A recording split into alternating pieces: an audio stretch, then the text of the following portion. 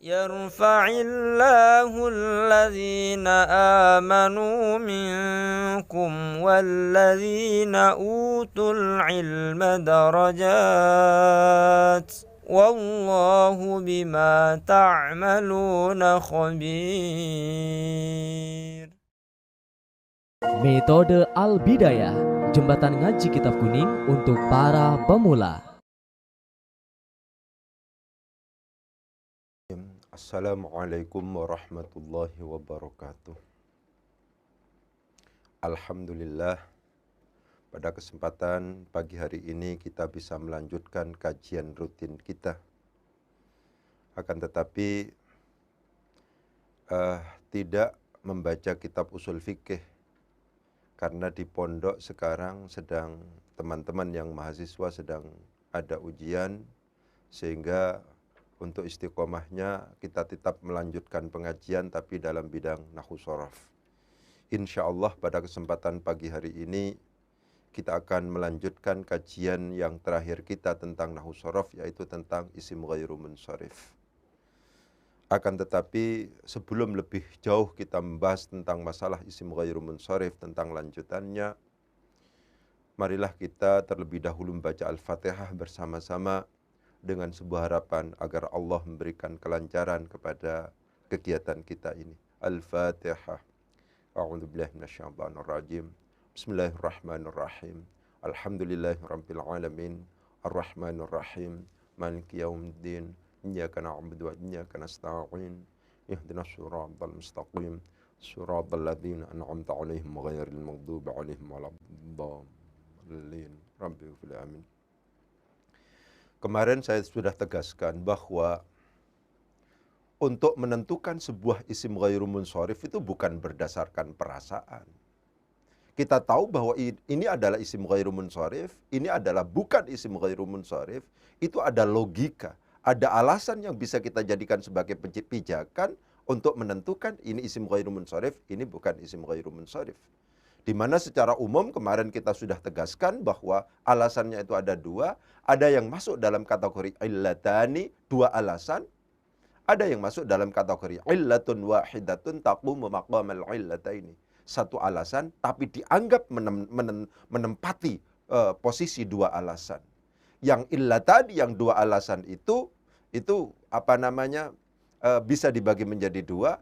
Ada yang masuk dalam kategori wasfiyah, ada yang masuk dalam kategori alamiyah.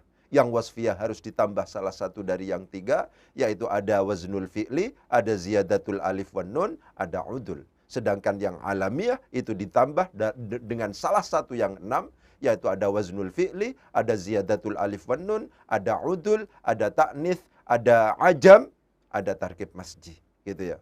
Kemarin secara umum sudah kita jelaskan, ya kan? Jadi apa itu udul, apa itu apa itu waznul fi'li, apa ziyadatul alif wan nun, apa ajam dan seterusnya, ya, itu sudah kita jelaskan. Untuk memberikan penguatan, saya kepingin memberikan contoh-contoh misalnya. Sekarang misalnya, kalau seandainya kita membaca lafaz Muhammadun, kira-kira ditanwin apa tidak? Oh, ini ditanwin. Harus ada tanwin di sini. Kenapa? Karena tidak memenuhi persyaratan untuk kemudian diangkat sebagai atau ditentukan sebagai isim ghairu munsharif.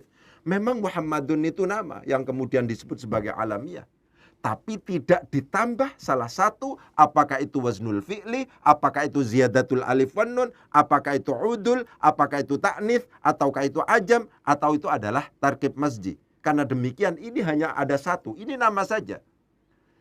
Yang namanya alam, isim alam itu nama itu untuk kemudian bisa ditentukan sebagai isim ghairu munsharif harus ada tambahan salah satu ilat yang enam itu. Itu semacam itu. Ya. Jadi Muhammadun itu akhirnya apa? Disebut sebagai isim munsharif, bukan isim ghairu munsharif. Meskipun nama, akan tetapi tidak ada tambahan salah satu dari yang enam itu. Ya, misalnya kita contohkan misalnya seperti lafaz Tolhatu misalnya. Ya, misalnya begitu. Ini kira-kira ditanwin apa tidak? Ini tidak ditanwin. Kenapa? Karena yang pertama ini adalah alamiah, yang kedua ada taknya di sini. Itu ya.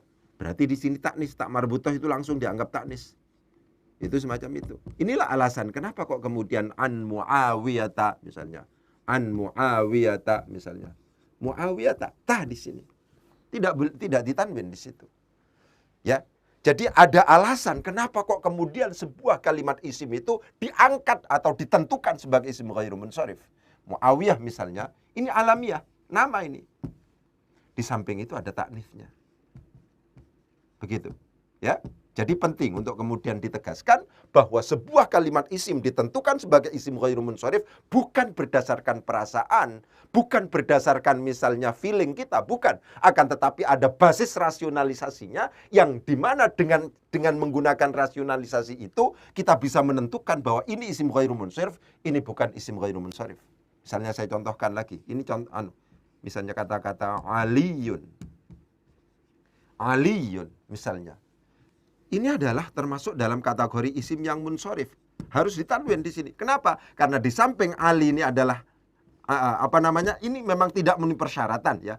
Ini hanya alamiah, tidak ada tambahan salah satu dari yang 6 itu. Tidak ada. Ya, jadi aliyun cara bacanya harus ditanwin. Itu semacam itu, ya. Saya contohkan lagi. Ini saya kepingin memberikan penguatan. Ya. Seperti misalnya kata-kata Ramadan. Ramadan. Kata-kata Ramadan itu nama. Nama apa? Nama bulan. Ya, ini alamiah berarti. Ini kira-kira Ramadanun atau Ramadanu? Ini Ramadanu. Tidak boleh ditanwin. Kenapa? Karena memenuhi persyaratan untuk kemudian ditentukan sebagai isim ghairu munsharif. Di samping ini adalah isim alam, nama, ada tambahan ziyadatul alifi wan nuni. Ada tambahan alif nun di sini. Disebut sebagai ziyadatul alifi wan nuni. Itu semacam itu. Sehingga seperti yang saya katakan, ada alasan untuk sebuah kalimat isim untuk kemudian ditentukan sebagai isim ghairu munsharif. Ya, itu semacam itu. Ramadanu tidak boleh ditanwin, lebih disebabkan karena dia itu adalah isim alam, satu alasannya. Alasan yang lain, yang kedua adalah ziyadatul alifi wan nuni. Itu semacam itu. Saya misalnya mau mengatakan Husainun misalnya, Hasanun misalnya. Hasan, ada orang namanya Hasan, Hasanun misalnya. Ini adalah termasuk dalam kategori isim yang munsharif. Ini apa? Karena hanya alamiah saja.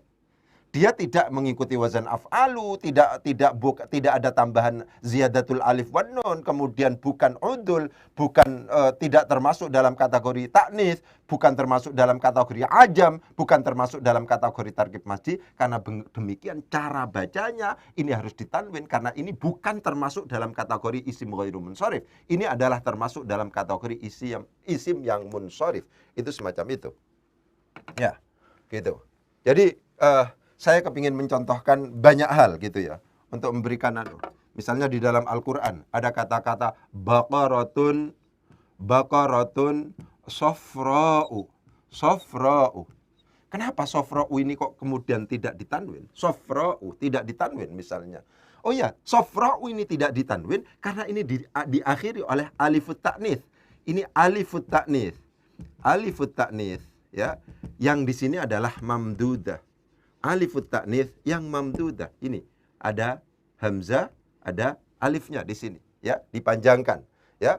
Itu oleh karena demikian maka ini termasuk dalam kategori isim ghairu munsharif. Jadi ada alasan meskipun ini dianggap hanya satu alasan. Ini termasuk dalam kategori yang illatun wahidatun taqumu maqamal illataini. Maqamal illataini. Taqumu maqamal illataini. Illatun wahidatun taqumu maqamal illataini. Itu semacam itu. Jadi penting untuk kemudian saya tegaskan bahwa sebuah kalimat isim ditentukan sebagai isim ghairu munsharif itu bukan karena feeling, bukan karena perasaan kita, tapi ada basis teori yang kemudian bisa kita jadikan sebagai pegangan untuk menentukan sebuah kalimat disebut sebagai isim ghairu munsharif atau tidak. Ya. Misalnya, ada kata-kata Ibrahim, ada kata-kata Ismail, ada kata-kata Ishak misalnya, kata-kata Ishak dan seterusnya. Ini termasuk dalam kategori isim ghairu munsharif di sini. Kenapa? Karena memenuhi persyaratan. Apa persyaratannya? Ini adalah alamiah, ini adalah alamiah, ada alamiah. Di samping itu dia termasuk dalam kategori ajam, bukan bahasa Arab. Ini ajam. Ini semacam itu. Jadi penting untuk kemudian ditegaskan sekali lagi bahwa sebuah kalimat isim ditentukan sebagai isim ghairu munsharif itu ada alasannya, bukan tidak ada alasannya. Saya mengatakan kata-kata qawaidu misalnya. Qawaidu. Bacanya itu memang tidak boleh qawaidun, tidak boleh, harus qawaidu. Ini adalah termasuk dalam kategori isim ghairu munsharif. Kenapa kok isim ghairu munsharif? Ini termasuk dalam kategori sighat muntahal jumu'. Kenapa kok tahu bahwa ini sighat muntahal jumu'? Karena ini diikutkan pada wazan fawa'il. Ini misalnya huruf yang pertama di fathah, huruf yang kedua di fathah, huruf yang ketiga itu alif, huruf yang ketiga berharokat kasrah. Itu sudah cukup untuk kemudian menentukan bahwa qawaidu itu adalah termasuk dalam kategori isim ghairu munsharif, dan karena demikian maka dia tidak boleh ditanwin cara bacanya. Ya, jadi penting untuk kemudian ditegaskan bahwa sebuah kalimat isim untuk kemudian disebut sebagai isim ghairu munsharif itu karena ada alasannya, bukan karena feeling, bukan karena perasaan. Itu semacam itu. Sekarang saya kepingin menegaskan ada realitas yang menurut saya penting untuk saya informasikan dalam konteks ini. Ya.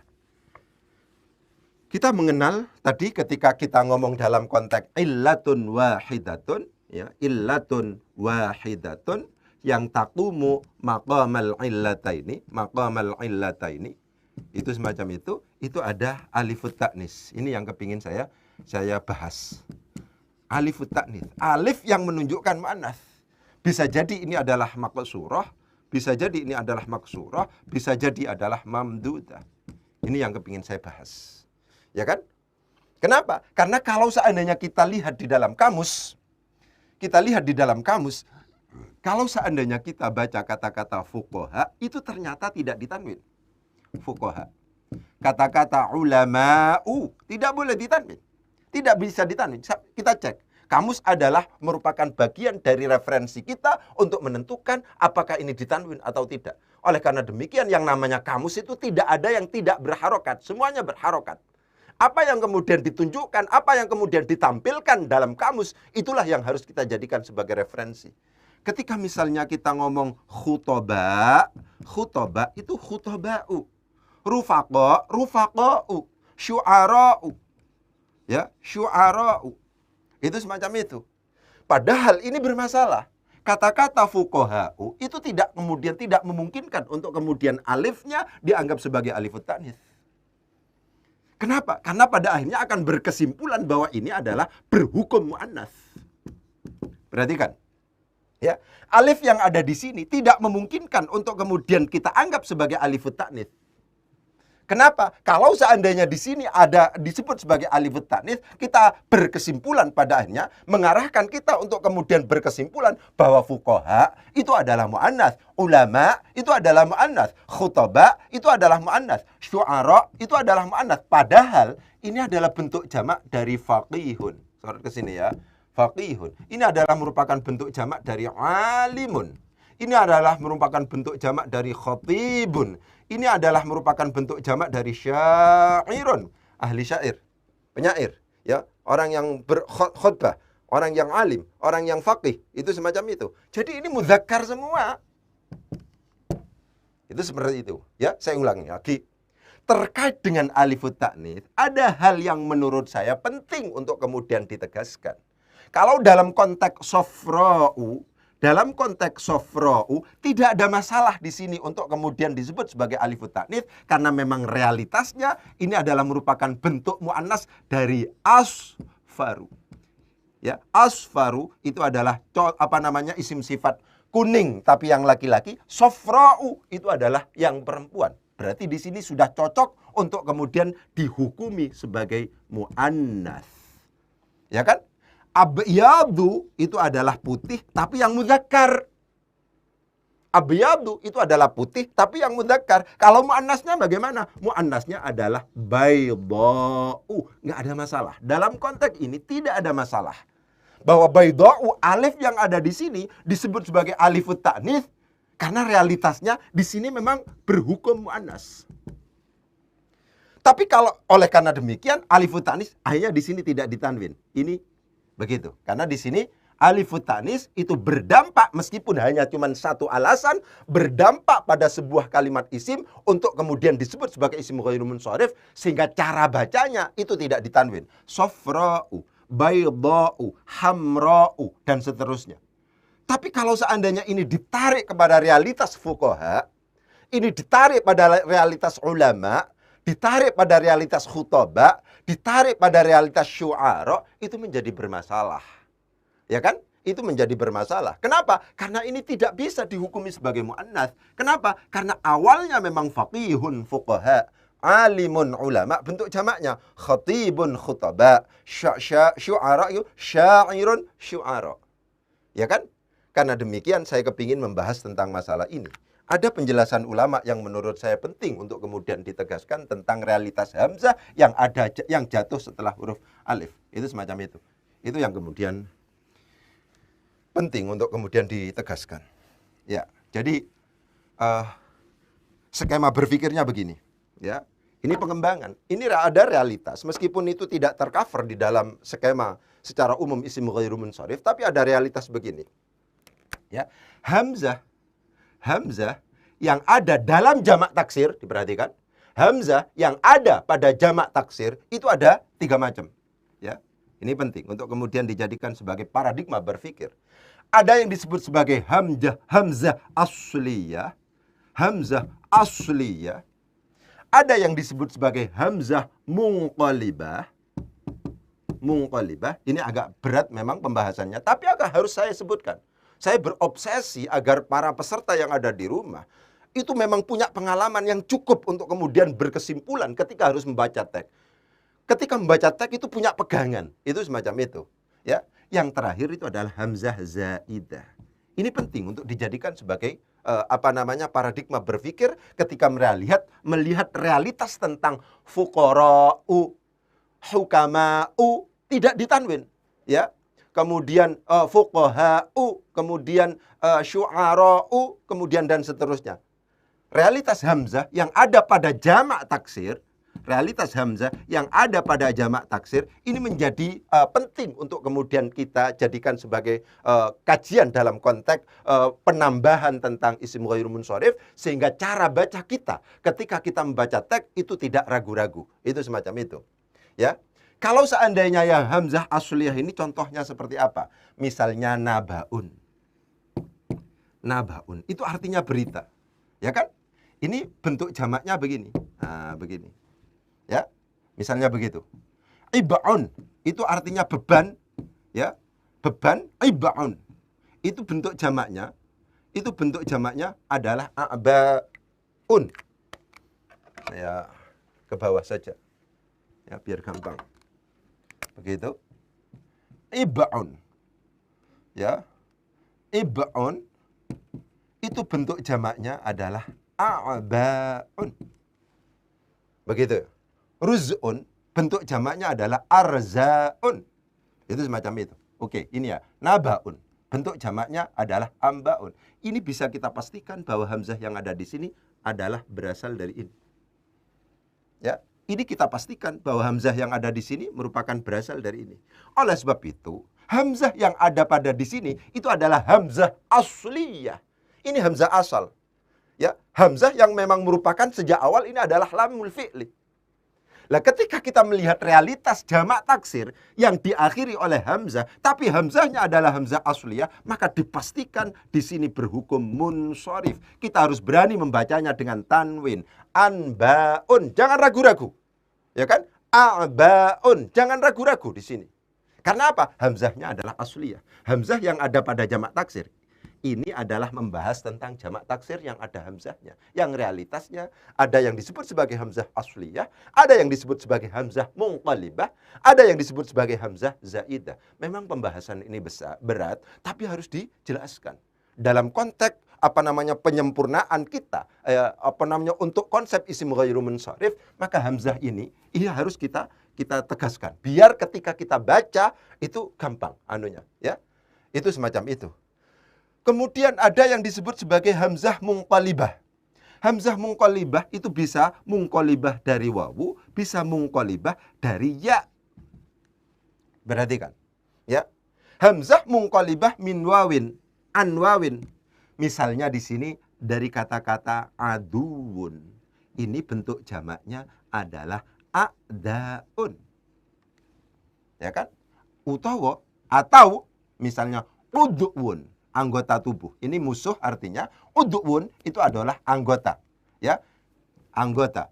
Itu kalau seandainya dibentuk jamak kan menjadi a'daun. Ya.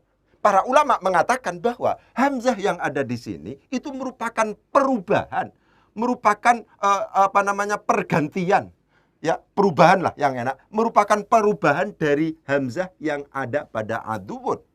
Hamzah yang ada pada jamak taksir ini merupakan perubahan munqalibah dari hamzah yang ada pada mufrad, yang ada pada lam fi'il di sini.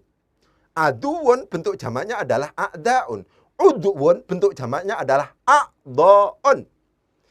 Ketika misalnya kita putuskan bahwa yang namanya hamzah itu merupakan hamzah munqalibah, hamzah yang merupakan perubahan, apakah itu dari waw ataukah itu dari iya, maka kita harus menganggapnya juga sebagai isim munsharif, bukan isim ghairu munsharif. Itu semacam itu. Ini bagus menurut saya skema berpikir begini ini. Atau merupakan pergantian dari ya. Ra'yun, ya kan? Itu kalau dibentuk jamak kan menjadi aro'un. Nah, hamzah yang ada di sini, ini jamak taksir semua. Ini jamak taksir, ini jamak taksir, jamak taksir, jamak taksir. Oleh sebab itu kita tahu hamzah yang ada pada jamak taksir itu semacam itu. Ya, hamzah yang ada pada jamak taksir bisa jadi hamzah itu adalah asliyah, bisa jadi adalah hamzah munqalibah, bisa jadi adalah hamzah zaidah. Ketika hamzahnya itu adalah asliyah, memang itu adalah hamzah yang ada pada lam fi'il. Ini ada lam fi'il begitu, ya kan? Itu maka ketika ada bentuk jamak itu disebut sebagai munsharif, kecuali ini harus jangan sampai lupa ini. Kata-kata asya. Asya itu di dalam Al-Qur'an sudah sejak awal, ya. La tas'alu an asya'a. La tas'alu an asya'a. Hanya asya'a saja. Oleh sebab itu para pakar itu mengecualikan khusus untuk asya itu yang awalnya ini adalah syai'un juga. Gitu. Tapi yang lain itu dianggap sebagai munsharif. Ambaun, a'baun dan seterusnya. Ya, itu adalah munsharif. Untuk yang asya ini karena ada sudah di dalam Al-Qur'an ya sudah. La tas'alu an asya'a an asya'a itu syai'un. Ini begitu. Tapi ini sudah dianggap sebagai isim yang ghairu munsharif, khusus untuk asya. Itu semacam itu, ya. Jadi penting untuk kemudian ditegaskan bahwa ketika hamzahnya itu adalah asliyah, ketika hamzahnya adalah munqalibah min wawin atau an wawin atau ya'in, itu secara umum para pakar itu menganggapnya bahwa itu adalah isim ghairu munsharif, sehingga kita jangan ragu-ragu untuk membaca anbaun, a'baun, a'daun, a'baun dan seterusnya. Tapi ketika hamzahnya ini adalah zaidah, sama sekali tidak ada wawunya. Sama sekali sejak awal di lam fiilnya itu tidak ada yang berupa hamzah atau tidak berupa wawu atau tidak berupa iya. Ya, kata-kata alimun ini terbebas dari wawu, terbebas dari hamzah. Yang kemudian dijamakkan menjadi ulama'u. Baik fa fiilnya, ain fiilnya, fa fiilnya, ain fiilnya, lam fiilnya itu terbebas dari hamzah, terbebas dari wawu, terbebas dari ya. Kalau seandainya kemudian lam fiilnya itu berupa wawu atau ya, kalau kemudian di sini muncul hamzah, itu memungkinkan untuk kemudian kita sebut sebagai munqalibah. Ya, perubahan dari wawu atau ya. Tapi di sini tidak, nggak ada memang. Gitu ya. Oleh sebab itu di sini disebut sebagai zaidah. Kata-kata faqihun itu dijamakkan menjadi fuqaha. Hamzah di sini hamzah yang nyelonong, hamzah tambahan yang sama sekali dalam bentuk mufradnya itu tidak ada yang namanya hamzah. Lam fiilnya bukan berupa hamzah, bukan berupa wawu, juga bukan berupa iya. Karena demikian tidak memungkinkan untuk kemudian disebut sebagai asliyah, tidak memungkinkan disebut sebagai munqalibah. Akan tetapi di sini disebut sebagai zaidah. Kenapa? Karena bukan lam fiilnya bukan hamzah sejak awal. Lam fiilnya bukan wawu sejak awal. Lam fiilnya bukan ya sejak awal. Karena demikian ulama'u hamzahnya di sini disebut sebagai zaidah. Ya, ini juga disebut sebagai zaidah. Ya. Khatibun khutaba'u. Ya.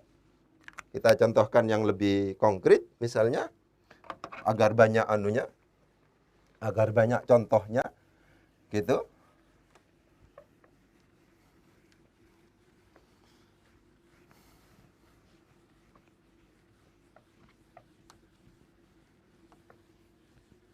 Ya, jadi penting untuk kita sedang berbicara tentang jamak taksir yang ada hamzahnya.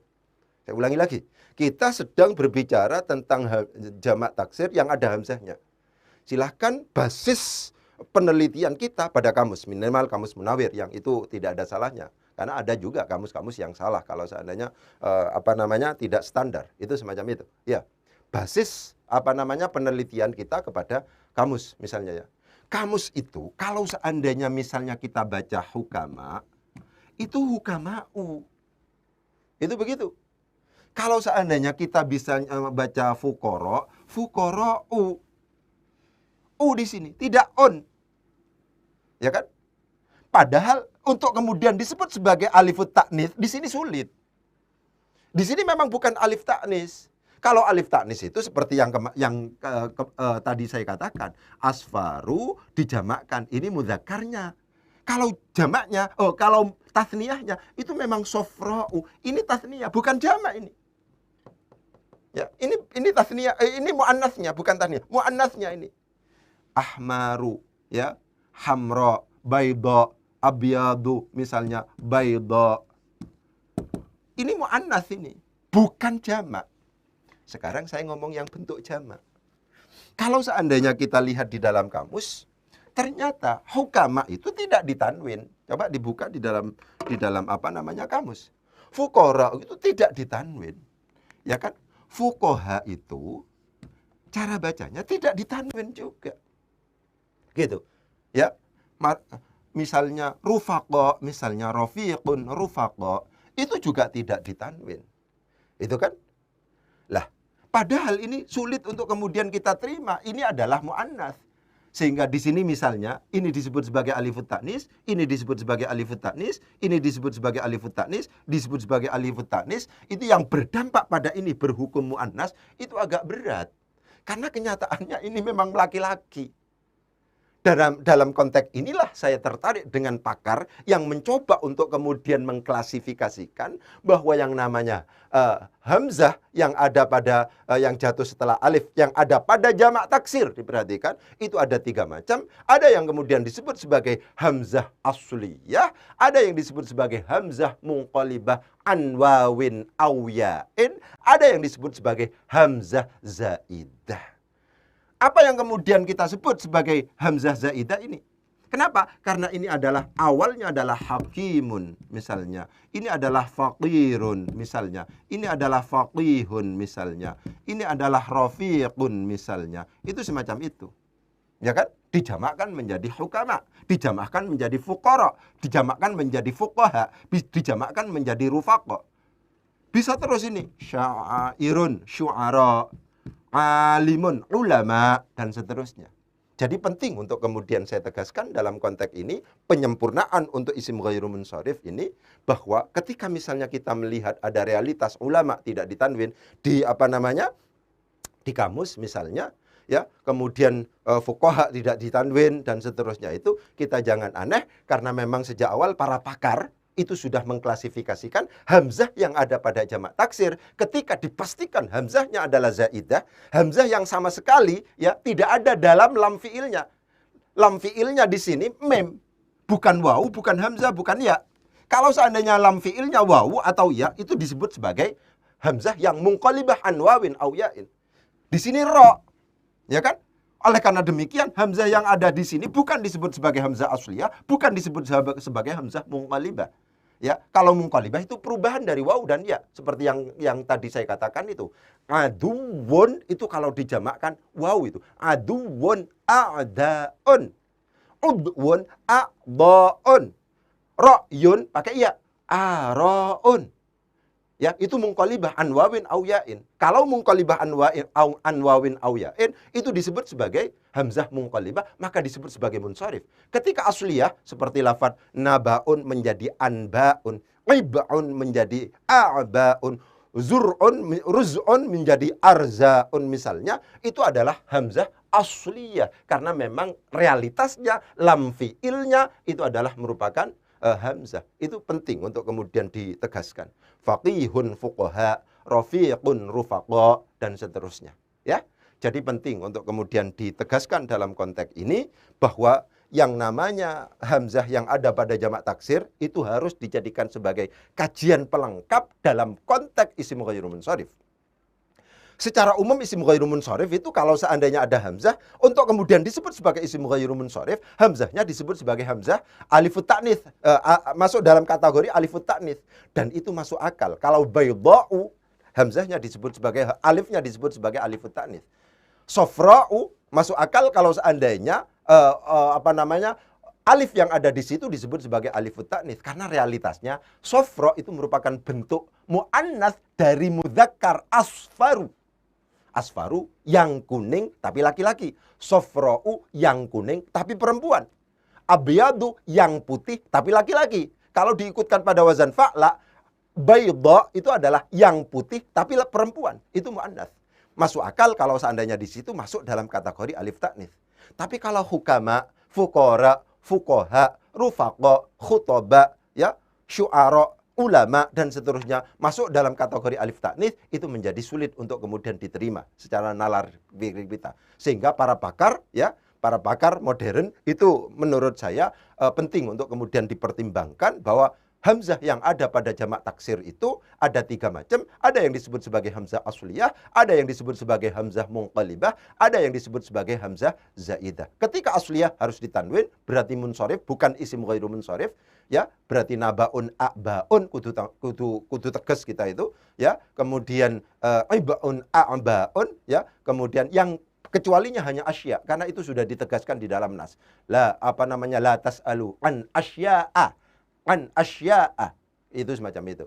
Nah, ketika zaidah inilah yang awalnya memang tidak ada, lam fi'ilnya bukan berupa hamzah, lam fi'ilnya bukan berupa waw, lam fi'ilnya bukan berupa ya, kok kemudian ada hamzah nyelonong dalam jamak taksirnya, maka itu disebut sebagai hamzah yang zaidah. Ketika hamzah zaidah itu, maka dia harus tidak boleh ditanwin. Hukama'u, realitasnya di dalam kamus, kalau seandainya kita cek di dalam kamus, hukama tidak ditanwin, fuqaha tidak ditanwin, ulama tidak ditanwin, rufaqa tidak ditanwin. Itu semacam itu. Jadi mungkin kajian tentang isim ghairu munsharif kita rasa tuntas, ya, mulai dari awal sampai akhir. Insya Allah untuk kalangan pemula itu sudah sangat cukup untuk kemudian dijadikan sebagai alat analisis ketika kita harus membaca kitab atau teks Arab.